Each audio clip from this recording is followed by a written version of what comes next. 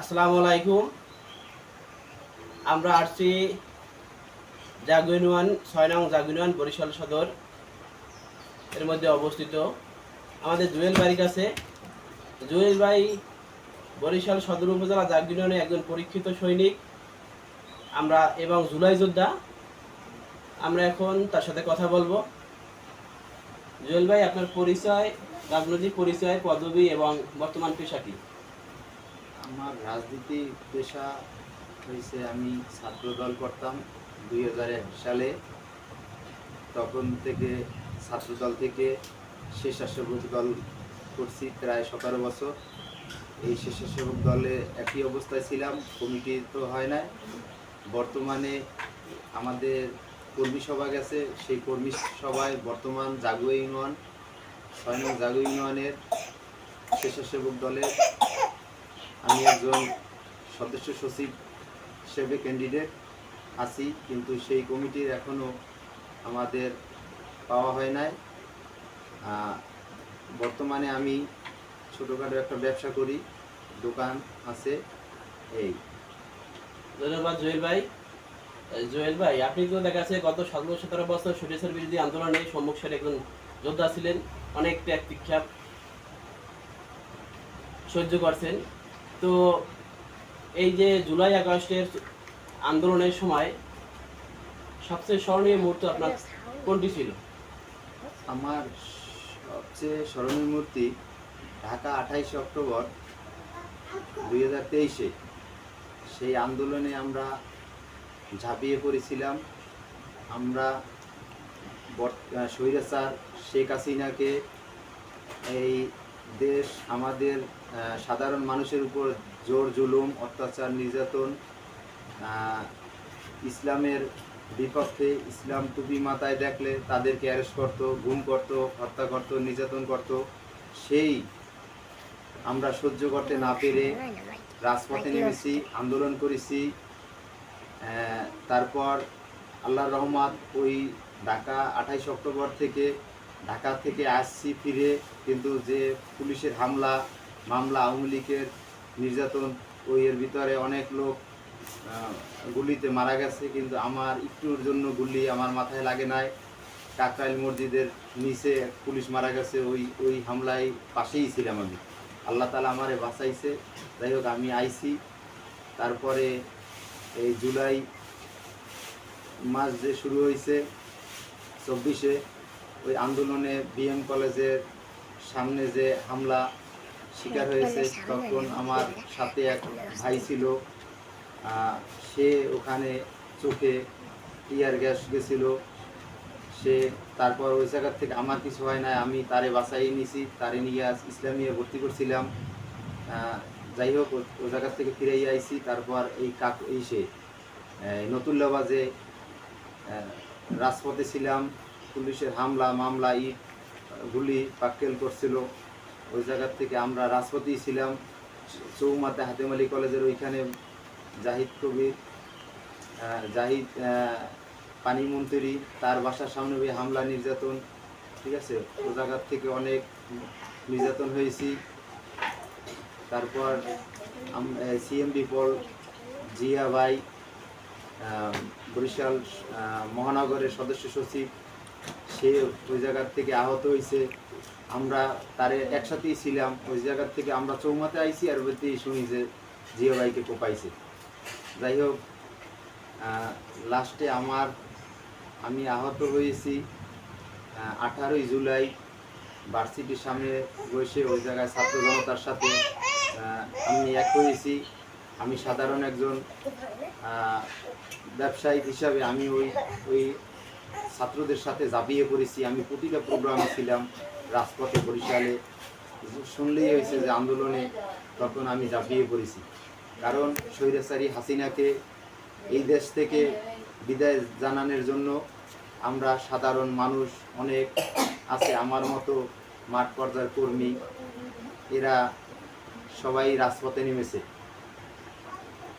যাই হোক জুয়েল ভাই, আপনি কিভাবে আহত হলেন? আমি আহত হয়েছি ওই যে ছাত্র জনতার মাঝে যখন দাওয়া পাল্টা শুরু হয়েছে, তখন আমি আমার হাতে তো কিছুই ছিল না। পরে আমি ওই ওই যে দৌড়ে দাওয়া শুরু করছে, আমাদের দাওয়া দিয়েছে, তাই দাওয়ায় আমি পড়িয়ে গেছিলাম। পড়িয়ে যাওয়ার ঘটনা বরিশাল ভার্সিটির সামনে। জি জি পড়িয়ে যাওয়ার পর ওই জায়গা থেকে তো ওরা তো হাতলা মারছে, ঠিক আছে। এগুলা ওই স্বৈরাচারী আওয়ামী লীগের লোকেরা, দোসরের লোকেরা, ওই আমার মাথায় একটা আদলা পড়ছিলে, ওটাই বেশি একটাই না, কিন্তু তারপর আমি যে পড়িয়ে গেছি, পড়িয়ে যাওয়ার পর এই যে গুঁতা খাইছি। আর কিসে গুঁতা খাইছি বলতে পারি না, কিন্তু ওই সময় সাধারণ একটু আমি ট্রিটমেন্ট করছি। এই যে ট্রিটমেন্ট করলেন, ট্রিটমেন্টটা কিভাবে করছিলেন? আপনি কি শেরেবাংলায় ভর্তি হয়েছিলেন, না কিভাবে কি করছিলেন, কিভাবে চিকিৎসা ব্যবস্থা চলছিল আপনার? না, শেরে বাংলা আমি গেছিলাম তখন। তখন যাওয়ার পরে ওরা তো শেরে বাংলা মেডিকেলে সবই আওয়ামী লীগের দোষক। আমি গেছিলাম পর বলছে তো আপনি তো, আপনার তো আয়নার ঘরে রাখা হইবে, ঠিক আছে, আপনি আন্দোলনে কেন গেছেন? আমি এই কথা বলার পর আমি আর কি বলবো, ঠিক আছে।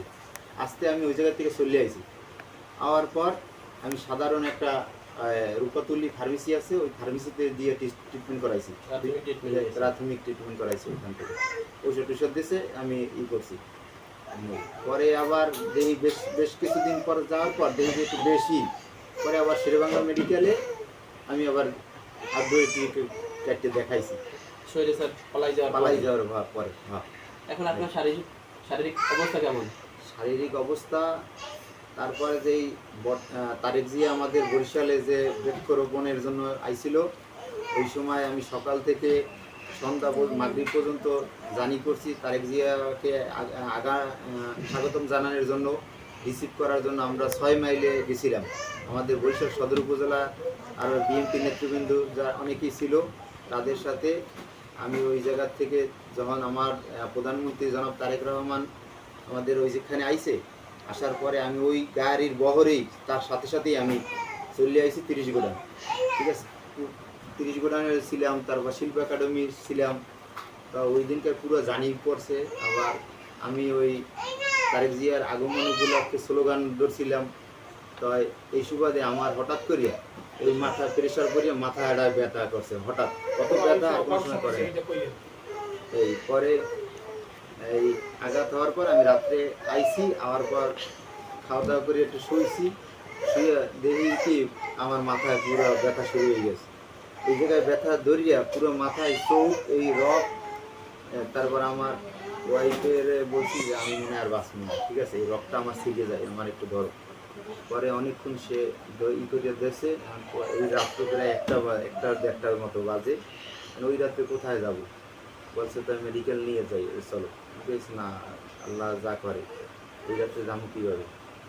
পরে যাই হোক, আল্লাহ আল্লাহ করছে, অনেক দোয়াটা গেছে।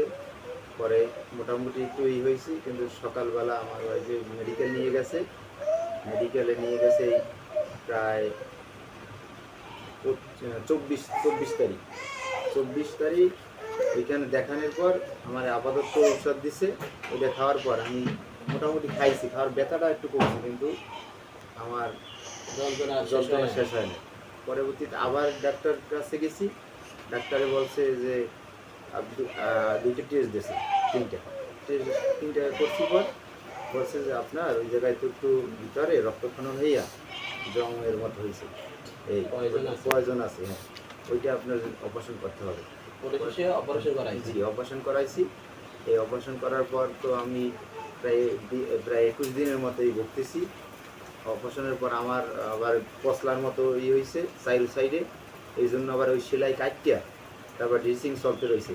আমি এই শনিবার দিন আবার ডক্টর আবার গেছি, যাওয়ার পর আমার সাইডে পশলার মতো দশ কাটিয়া তারপর সুন্দর করে ড্রেসিং করে ওয়াশ করিয়ে আবার সেলাই করে এখন করে দিয়েছে। বর্তমানে এই অবস্থায় আছে, ব্যথা আছে। এখন তো জুলাই বিক্রি করে অনেকে কোটিপতি লাখপতি হয়, আপনি কি সরকার দল বা সংশ্লিষ্ট কারোর কাছ থেকে কোনো সহযোগিতা পেয়েছেন? না, এই ধরনের সহযোগিতা আমি আমার দল থেকেও পাই নাই। আর তার আগে তো এনসিবি তারা ছিল, কিন্তু আমাদের বিএনপির প্রতি যারা জানছে যে বিএনপি করে, তাদের প্রতি ওইরকম মূল্যবান করেনি, আমাদের দিকে খেয়ালও করেনি। আর ভাই, পরিশেষে আপনি দর্শকদের জন্য কি বলবেন? দর্শকদের জন্য বলবো যে আমার জন্য সবাই দোয়া করবেন, জানি আমি জানি সুস্থ হই। আপনারা সবাই আমার জন্য দোয়া করবেন। আমার 2টা ছেলে সন্তান আছে, তাদের জন্য দোয়া করবেন জানি আমি সুস্থ হয়ে আপনাদের মাঝে থাকতে পারি। আমার জনাব তারেক রহমান কে প্রধানমন্ত্রী হিসেবে জানি সুন্দরভাবে এই দেশ চালাতে পারে, সেই লক্ষ্য আমি জানি দেখতে পারি। আমাদের এটাই প্রত্যাশা। দর্শক মণ্ডলী, শুনলেন জুয়েল ভাইয়ের মুখ থেকে তার বক্তব্য। আসলে অরিজিনালি যারা জুলাই যোদ্ধা ছিল তারা আসলে চায় যে দেশ ভালোভাবে চলুক, বৈষম্যহীনভাবে সমাজ গড়ে উঠুক, এটাই তাদের প্রত্যাশা। তাদের তেমন কোনো চাওয়া পাওয়া নাই। তাদের উদ্দেশ্য ছিল একটাই, যে বৈষম্যহীন বাংলাদেশ গড়বে এবং বাংলাদেশে প্রধানমন্ত্রী খালেদা জিয়াকে মুক্ত করে এটি গণতান্ত্রিক পরিবেশ ফিরিয়ে আনবে। আপনারা সবাই জুয়েল ভাইয়ের জন্য দোয়া করবেন, জুয়েল ভাই যেন খুবই তাড়াতাড়ি সুস্থ হয়ে যায়। আসসালামু আলাইকুম।